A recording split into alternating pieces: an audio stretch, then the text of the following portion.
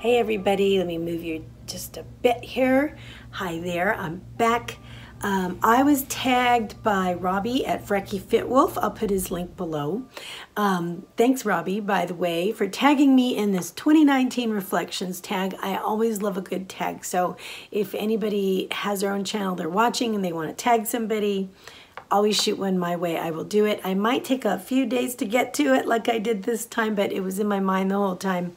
And as soon as I can, I will get to it. So let me get started. Number one is, what is the one thing you did in 2019 that you are most proud of? What I'm most proud of is the fact that I've taught myself to stick with things and to develop patience and perseverance for things. And that's not something that's like tangible. It becomes tangible over time, but it's a quality that really needs to be cultivated. And I know that I really worked on that, my perseverance and my patience this year, as far as getting things, doing things, you know, everything that I set my mind to do. It just has proven to take a lot of time to do them. And without patience and perseverance, there's just no way those things are even going to happen. And so I'm really proud of myself for developing the stick-to-itness, right, this year. I know it sounds a little vague, but it's super important. Number two, what was the most fun event happening vacation from 2019? I actually don't just have one, I have two that I want to mention. And number one is the fact that, you know, we went to Knott's Berry Farm for the Berry Festival.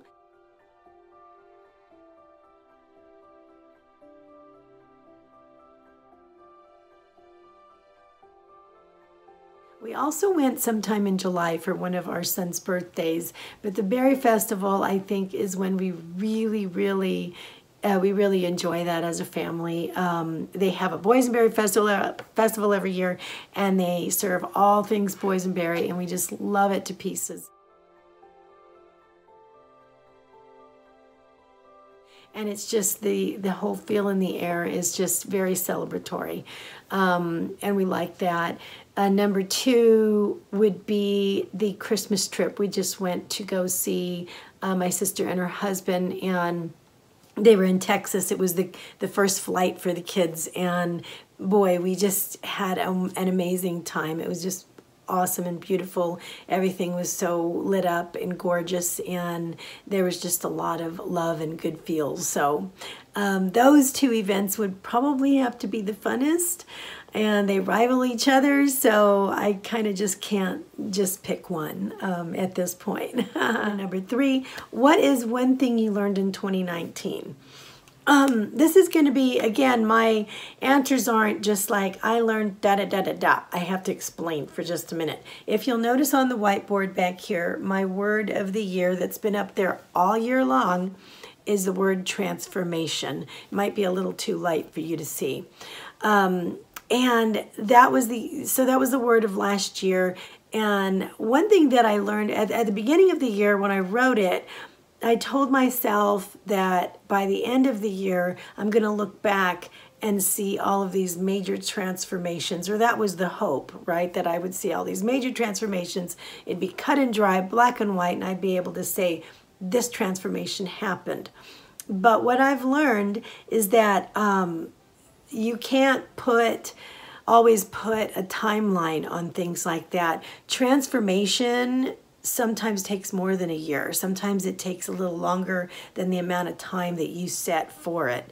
And I have learned that transformation happens when it happens over time.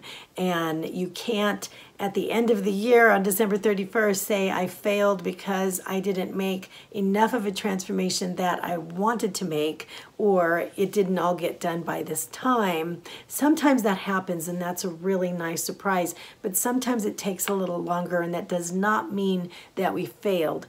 It just means that it's taking longer, but it's still happening. So I learned to just, you know, stick with it and be proud of the changes that are happening, because sometimes things you know, take new education. Maybe you're finding new stuff out about yourself that needs to be addressed before you can continue the journey, right? And so it's one step at a time and just keep going.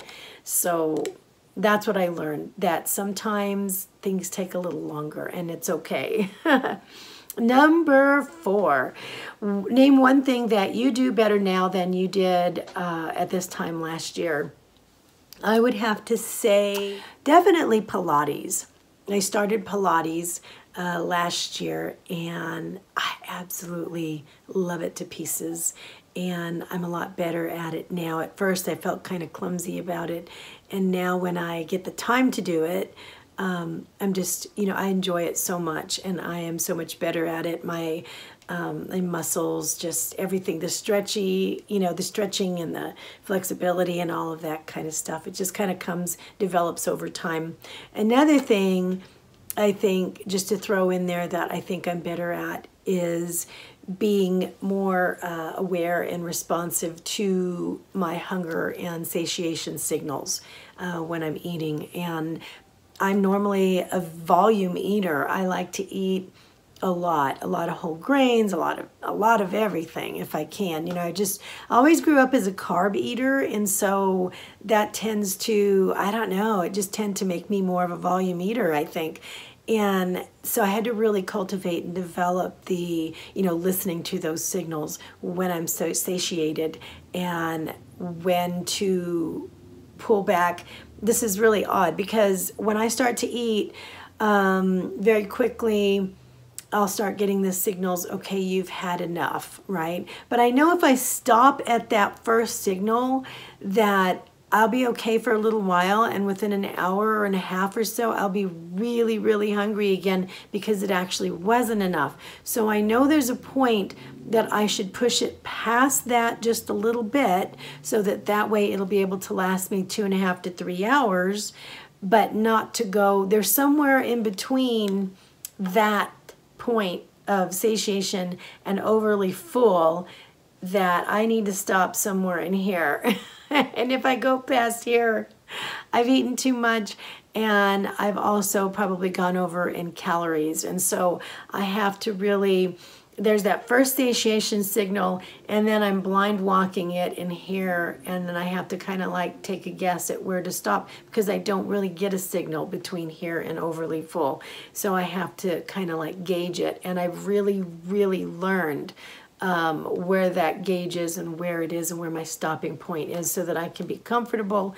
I'm 3/4 full so I can digest well and I haven't overdone it. And that's taken really a long time to develop that. So I'm much better now at doing that than I was last year. Number 5, are you setting a New Year's resolution? If so, what is it? I hear a lot of people say they don't believe in New Year's resolutions and because they don't think they work. Now, I don't really know what that means. As many times as I've heard it over the years, I don't know what that means because to me, New Year's resolutions and goals seem the same to me.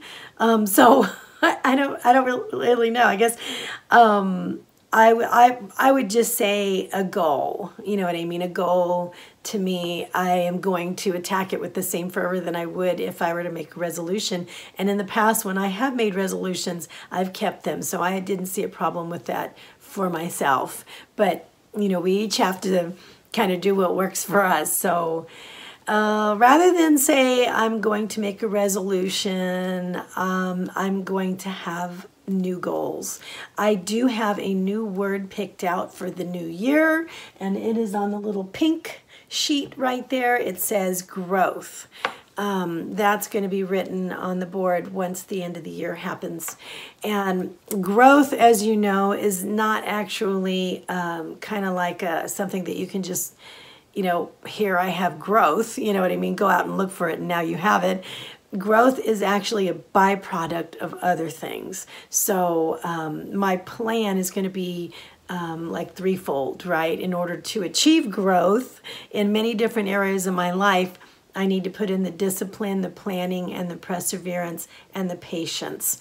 And so, you know, Lord be willing, I have another year and I'm able to enjoy the next year of growth. I'm going to need to put in a lot of work at first, and I realize that. So the word growth is very, I don't know, it's not intimidating to me.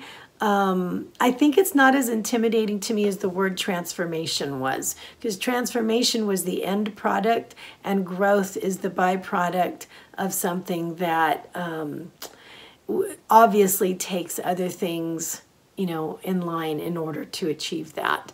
But I don't know. I feel like, to me, there's not, growth means it's happening, whereas transformation implies that it's happened. And so I don't feel like there's a certain expectation that has to be at the end of the year, right? I feel like I'm more open to change.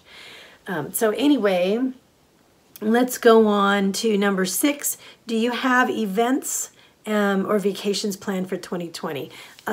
Definitely the berry festival at Knott's Berry Farm. I feel like we need to do that. Other than that, I'm not sure. I think I need to sit down with hubby and we need to think about it. Number 7, name one thing you hope happens in 2020. Oh, wow. Well, I want to say I hope that during the next presidential election that people are kinder to each other and that it doesn't get as muddy as it has been in the past. That's all. I just don't want, you know, all the anger and the, you know, bad feelings coming out like they have in the past.